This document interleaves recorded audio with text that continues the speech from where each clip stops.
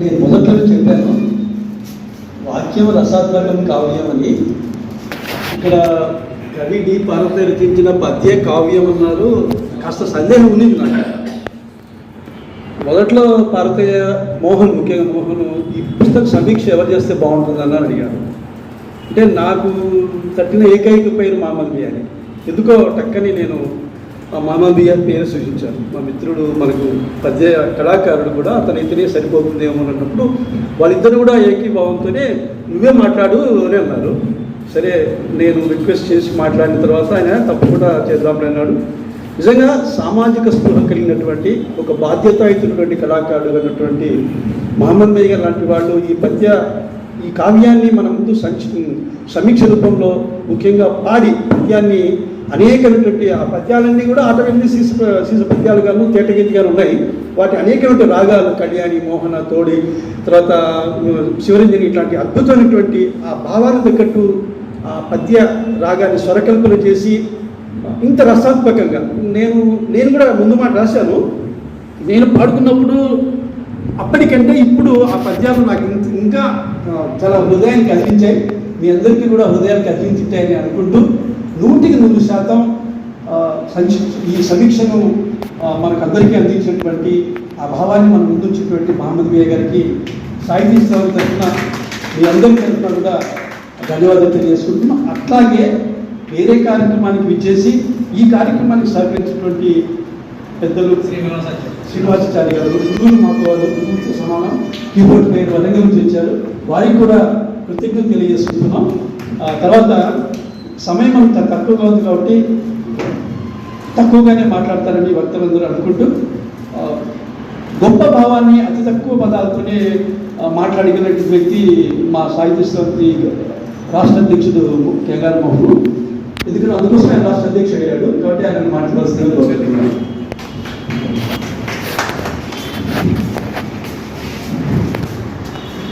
సభకు నమస్కారం.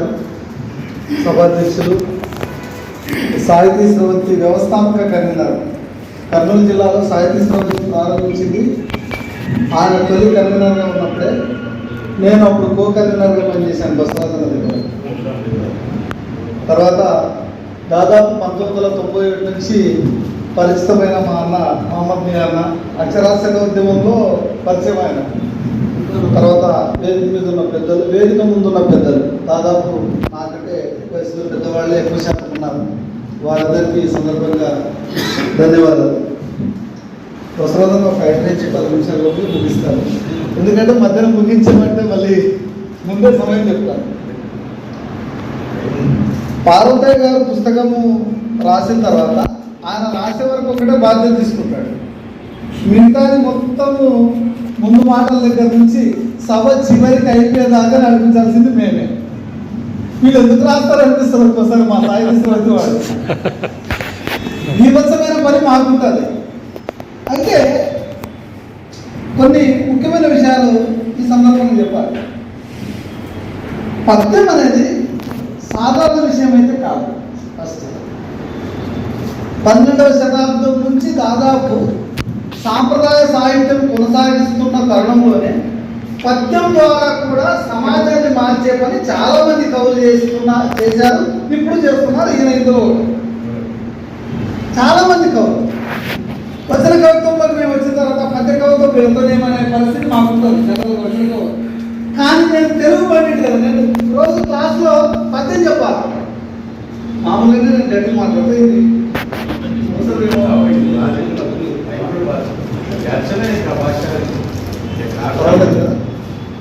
మామూలుగా నేను తెలుగు పద్యాలు రోజు చెప్పాలి కాబట్టి పద్యం మీద అమితమైన ప్రేమ సంపాదించుకోవడం జరిగింది. అందుకే ఈ పుస్తకంలో ప్రత్యేకత ఏమంటే సాంప్రదాయ సాహిత్య భాష మానవతా విలువలు ఉన్న పుస్తకం ఇది. ఇందులో అనేక విషయాలు ఈయన మానవీయ కోణంలోనే ఎక్కువ తరచి చూస్తాడు. అయితే నాదొక చిన్న సూచన ఏమంటే సమస్య ఇలా ఉంది అని రాయడం కాదు, ఆ పద్యంలో ధిక్కార స్వరాలు కావాలి. నా కోరిక మీరు సమస్యను ఇలా ఉంది, భిక్షగట్టె గురించి రాశాడు, భిక్షగట్టె జీవితం ఇలా ఉంది అని చెప్తాడు. భిక్షగత్తెగా మారడానికి సమాజం ఎందుకు ఇంత తయారు చేసింది వాళ్ళని అనేది ప్రధానమైన విషయం. బిల్ క్లింటన్ అమెరికా నుంచి హైదరాబాద్ వచ్చినప్పుడు హైదరాబాద్లో భిక్షగాళ్ళందరూ తోలినాడు. అందరం తోలి ఈ దేశం బాగుంది, చాలా బాగుంది, ఇక్కడ అసలు భిక్షగాళ్ళే లేరని 2025లో కూడా భిక్షగాళ్ళు ఉన్నారు. వ్యవస్థలో లోపాలు ఉన్నాయి, పాలనా వ్యవస్థలో లోపాలు ఉన్నాయి. ఇది దుర్మార్గమైన విషయం. ఇటువంటి ధిక్కార స్వరాలుగా పద్యాలుగా మీరు రాయండి, నేను హ్యాపీగా ఫీల్ అవుతాను. ఇందులో చాలా మంది కళాకారుల గురించి చాలా గొప్ప పద్యాలు ఉన్నాయి, అందులో అనుమానం లేదు. మన వేదిక రమ్మారెడ్డి అన్న మొదలుకొని చాలా మంది బసరాజన్న అందరూ గురించి రాశాడు. చాలా మంది ఈవెన్ నా గురించి కూడా ఎక్కడో ఒక లైన్లో రాశాడు. నేను రాత్రి చదివేటప్పుడు నా పేరు కూడా కనపడే ఎక్కడో పద్యంలో చెప్పాడు. అయితే సమాజాన్ని చూసే క్రమం అయితే ఖచ్చితంగా కవులకు మారాలి, దృక్పథం మారాలి. ఇక్కడ నేను రాత్రి రాసుకుంటే 49 సమస్యల మీద ఇందులో ఉన్నాయి పుస్తకాలు, వస్తువులు ఉన్నాయి. 49 సమస్యల మీద ఈ పుస్తకంలో పద్యాలు ఉన్నాయి. ఇంత చిన్న పుస్తకంలో ఇన్ని సమస్యలు ఎట్లా రాయాలన్నాడు. 49 సమస్యలు అంటే మేము 300 పేజీల బుక్ రాస్తాం వచనంగా, అందులో అనుమానం లేదు. 300-400 పేజీల పుస్తకం రాయగలదు. 4 పంక్తుల్లో గొప్ప భావాన్ని చెప్పే పద్యాలు ఈయన రాయగలిగినాడు. ఇందులో ప్రత్యేకత అంటే నేను ముఖస్థుతికి చెప్పడం లేదు, కానీ ఒక 2-3 సంవత్సరాల క్రితము ఈయన పద్యకావ్యం రాసి నా దగ్గర తీసుకొచ్చినాడు. మనకున్న తెలియటంతో బాగుందిలేదా అంటే కానీ అప్పటికేం చదవలే. బాగుందన్న చదువుతాను, ముందు మాట రాయలేదు అన్నాడు. నాకున్న పాండిత్యంతో ముందు మాట రాస్తే అయిపోయింది. నాకు ఒక చెడ్డ అలవాటు ఉంది, రెండోసారి ముందు మాట ఎవరికి రాయలేదు, కానీ ఈయనకు మాత్రమే రాసింది. ఒక కవికి నేను ముందు మాట రాస్తే రెండోసారి రాయను సహజంగా, వద్దులే వేరేతో రాస్తా అని చెప్తాను. కానీ నేను రెండోసారి పద్యాలు చాలా ఇంట్రెస్ట్గా రాయాల్సి వచ్చింది. అప్పుడు పద్యాలు బాగుండడానికి కాదు. అయితే ఆయన గొప్ప గుణం నేను చెప్పబోతున్నాను. ఆ పద్యాల్లో ఛందస్సులో కొంత లోపాలు ఉన్నాయి, నేను గమనించలేదు. ఒక పండితుడు గమనించి దీంట్లో కొన్ని లోపాలు ఉన్నాయన్నా, నువ్వు కొన్ని సవరించుకోవాలంటే పట్టుబట్టి ఆ మనిషి దగ్గరికి తిరిగి ఛందస్సును నేర్చుకొని మళ్ళీ పద్యం పుస్తకం తీసుకొచ్చాడు ఆయన. ఈ వయసులో అవసరమా? పి. నరసింహారావు గారు చనిపోయే ముందు తెలుగు మీటింగ్ నేర్చుకుంటున్నాడంట. అన్ని భాషలు వచ్చిన మనిషి చనిపోయే ముందు తెలుగు మీటింగ్ నేర్చుకునేవాడంట. అంటే ఎంత గొప్ప కృషి పట్టుదల ఈ మనిషిలో ఉంది. సరే, కళారంగం ఆయన ఇన్ని పద్యాలు రాసిన నేను అతను ఒక గొప్ప చరిత్రకారుడుగా చూస్తాను. వాళ్ళ ఊరు చరిత్రను చాలా అద్భుతంగా రాశాడు. దాన్ని PhD చేయొచ్చు, మీరు నమ్మకం లేదు. నేను వీటన్నిటి ఇంప్రెస్ అవ్వలేదు, ఈ పుస్తకానికి కూడా నేను ఇంప్రెస్ అవ్వలేదు. ఆయన రాసిన ఉంచాల చరిత్ర అసలు చరిత్రలోనే ఒక గొప్ప చరిత్ర. చాలా మంది ఊరు చరిత్రలు ఎవరు రాస్తారు చెప్పు? నేను ఒక ప్రసిద్ధమైన జైన దేవాలయం ఉన్నటువంటి ఊర్లో నేను పుట్టినా. ఆ ఊరు చరిత్ర నేను రాయలే. మా ఊరు పెద్ద తుమ్మలో. మా ఊరు చరిత్ర నాకు తెలిసినా నేనేం రాయలే. నేను నా సాహిత్యం అని నేను నా పనిలో ఉన్నా. మా ఊరే ఓకే. అంటే అంత గొప్ప చరిత్రని ఈ లోకం ఈ సమాజంలో అందించగలిగినాడు ఆయన. అంటే ఇంత గొప్ప, చాలా సామాజిక స్పృహ కలిగిన వ్యక్తి. మొదటి నుంచి కూడా సమాజం పట్ల చాలా బాధ్యతగా ఉంటాడు. సమాజం అంటే ఏదో వదిలేసారంటాడు. అయితే నేను చెప్పేది ఏమంటే దాన్ని కొంత ధిక్కార స్వరంగా మార్చండి, ప్రశ్నించే తత్వంగా తయారు చేయండి. అది ఈ తరానికి అవసరం. మీ పుస్తకావిష్కరణ సభని ఇట్లా కాకుండా సభ ముందుగానే ఈ పుస్తకం రాకముందే ఒక 10 మందికి 15 మందికి పుస్తకం ముందే చదివించి చర్చ పెట్టాం. ఈసారి ఇట్లా మనం ఈ పుస్తకం ఇంత గొప్పదని చెప్పడానికి కాదు, చదివే వాళ్ళ సంఖ్య లేదు. మీరు నమ్ముతున్నారు లేదు? పుస్తకాలు వేసి కరపత్రాలు పంచుకునే రోజు ఈరోజు నువ్వు వీడియో వాట్సాప్ పెట్టాలి, చూస్తాం ఏంటి చూడు. చాలా మంది కవులు ఈరోజు తెలుగు సాహిత్యంలో ఉన్నవాళ్ళు ముందు మాట నుంచి బుక్ చాలా గొప్పదని మాట్లాడేవాళ్ళు ఉన్నారు. ఎవరైనా ముందు మాట రాస్తారు కదా, చాలా బాగుంది బుక్ అని మొత్తం బుక్ గురించే చెప్పేస్తారు. దాంట్లో అది ఉండదు అసలు. కాబట్టి ఒక నిబద్ధత కదా కవి మారలేదు. నిబద్ధత కవి వసంత మాట్లాడుతూ వాక్యం రసాత్మక కావ్యం అన్నాడు, బాగుంది. పద్యం రసాత్మక కావ్యం ఇప్పుడు అంటే అర్థం ఒకటే. అయితే ఈ సందర్భంలో ఒక ముఖ్యమైన విషయం చెప్పాలి. ఆత్మీయ అన్న మాట్లాడుతూ గొప్ప మాట చెప్పాడు. కె. శివారెడ్డి మాట. అసలు కాళ్ళు తడవకుండా అంతే కదా, సముద్రాన్ని దాటొచ్చేమో, కళ్ళు తడవకుండా జీవితాన్ని దాటలేమో అంటారు. నిజంగా ఏ కవి అయినా కళ్ళు తడవకుండా జీవితాన్ని ఎవ్వరూ దాటలేరు. అదే జీవితం. అటువంటి గొప్ప జీవితాన్ని ఆయన ఈ వయసులో చూస్తున్నారు. అందుకే 49 సామాజిక సమస్యల్ని చాలా మన కళ ముందు ఉంచాడు. చాలా అద్భుతమైన పాండిత్యం, మామూలు పాండిత్యం కాదు. నిజంగా చెప్పాలంటే తెలుగు పండితులు నేను గౌరవపడుతున్నాను. గొప్ప మనిషి మా సంఘంలో ఉన్నాను. నిజంగా చెప్తున్నాను, మనస్ఫూర్తిగా అభినందిస్తున్నాను. ఆయన ఇంకా చాలా అయితే ఇక్కడే ప్రింట్ చేస్తాడు కదా, చాలా లోకంటే మాకు కొంత అసంతృప్తి ఉంటుంది. ఆయన పాప ఆర్థిక పరిస్థితి అంతే. హై టెక్నాలజీతో విజయవాడలో చేస్తే ఎంత గొప్ప పుస్తకం అవుతుంది. ఇది చాలామంది చదవగలుగుతారు. అయితే నేను మా సాహిత్య స్రవంతి వాళ్ళకు మిగతా చాలామందికి చెప్తా ఉన్నా, మన కవులు రాసేటప్పుడు దీని మీద సమీక్షలు కూడా రాయండి. పోనీ బాగా రాయండి, చూద్దాం. బాగుందని మేము చెప్తాం. లేదా మహమ్మద్ లాంటి వస్తే పెద్ద మనిషి ఈ పాండిత్యం, పద్య పాండిత్యం తెలిసిన వాళ్ళ దగ్గర పెడతాం. ఇప్పుడు బాగుందా లేదనే దానికి ఒకే నిదర్శనం ఇన్ని పద్యాలు ఎంత అద్భుతంగా తన గాత్రంతో వినిపించాడు. ఇది చాలు ఆయనకు మార్కులు ఇవ్వడానికి, ఈ కవిత్వం బాగుంది అని చెప్పడానికి.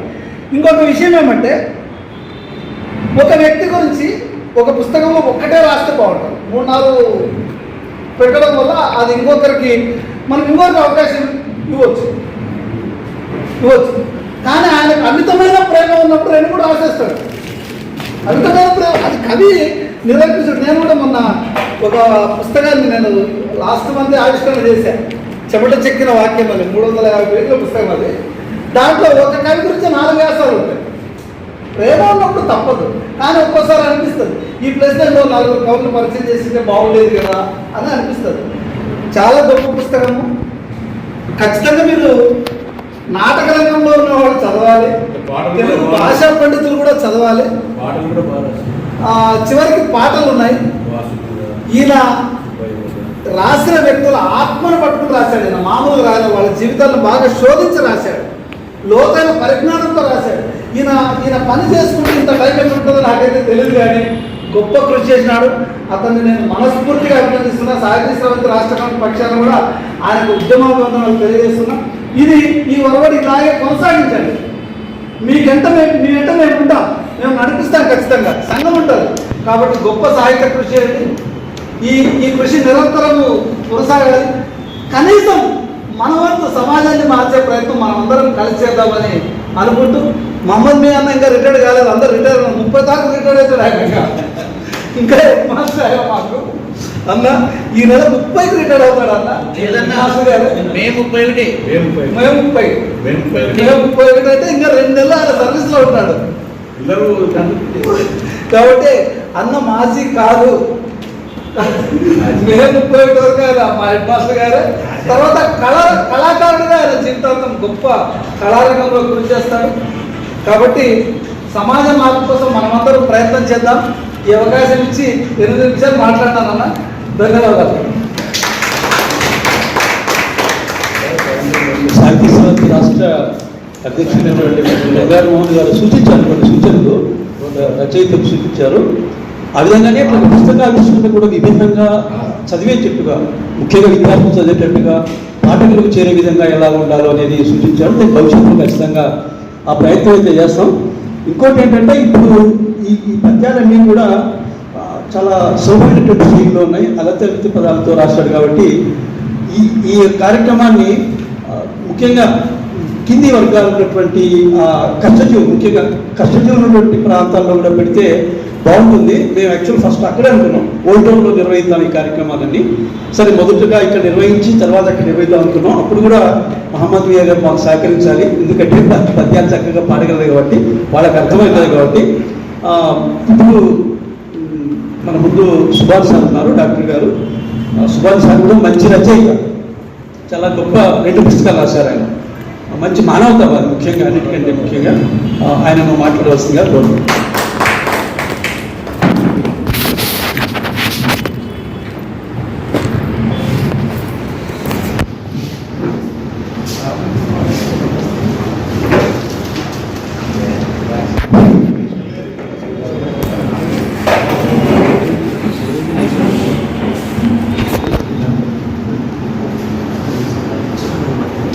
ఆనంద అనురాగ శోభితమైన వాతావరణంలో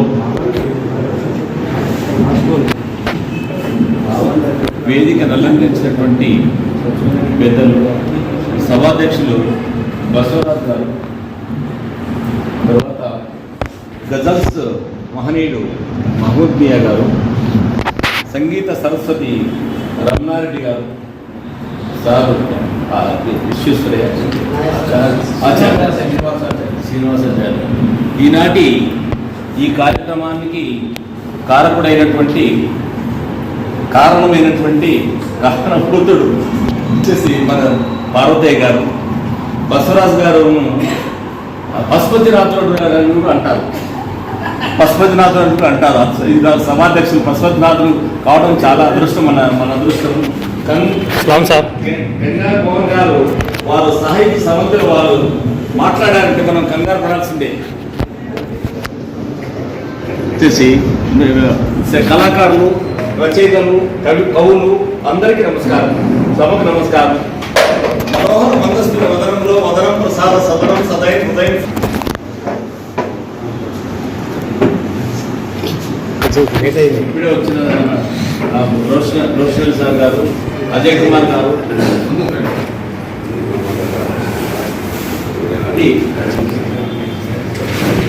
నేను నేపాల్ వెళ్ళాను అందుకోసం సార్ నేపాల్ వెళ్ళినప్పుడు అక్కడ నేపాల్ రాజధాని కాఠ్మండు పశుపతినాథ్ అని ఫేమస్. పశుపతినాథుడి యొక్క టెంపులే అక్కడ ఫేమస్. అక్కడ ఒక పెద్దమ్మ టెంపుల్ ఉంది అక్కడే ఎదురుగానే. నేను వెళ్ళాను. మా కంపెనీ స్పాన్సర్ చేసింది, వెళ్ళాను. ఆ ప్రదేశంలో మేము కొత్త కదా అక్కడ ఉన్నటువంటి మొత్తం కమ్యూనిస్ట్ కంట్రీ అది. తర్వాత రాజుకు మాత్రం రక్షణ ఉంటుంది, మిగతా వాళ్ళ రక్షణ ఉండదు. అలాంటి పరిస్థితులలో నేను కూడా ఇంకా బయటకు వచ్చాము.